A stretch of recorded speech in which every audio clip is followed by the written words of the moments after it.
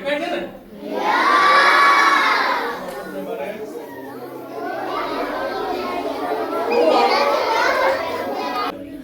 Astronomy ખગોળશાસ્ત્રનો વિભાગ છે, તારક દર્શન વિભાગ છે.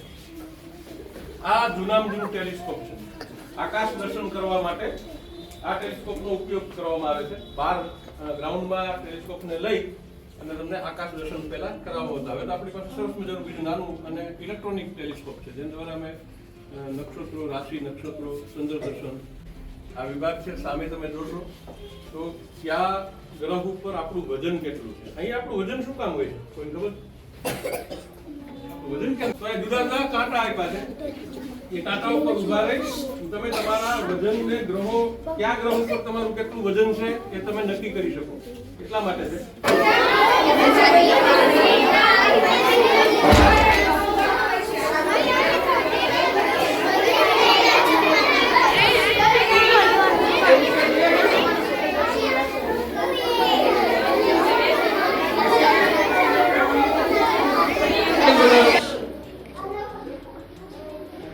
જો આ વિભાગ છે ને એ એસ્ટ્રોનોમીનો બહુ મહત્વનો વિભાગ ખગોળશાસ્ત્રનો છે.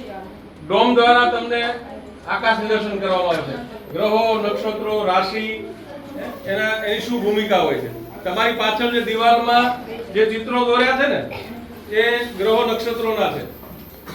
રાશિ ઉપર તમે આકાશમાં તમારી રાશિ શોધવી હોય તો તમે કેવી રીતે શોધી શકો?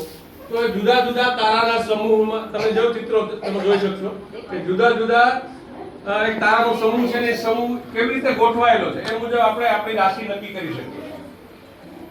પરિભ્રમણ કોને કહેવાય, પરિક્રમણ કોને કહેવાય, દિવસ રાત શું કામ થાય છે એ બધું આપણે આ વિભાગમાં જોવાનું. ગ્રહણ શું કામ થાય, ચંદ્ર ગ્રહણ શું કામ થાય, આ બધું આપણે જાણવું જોઈએ ને.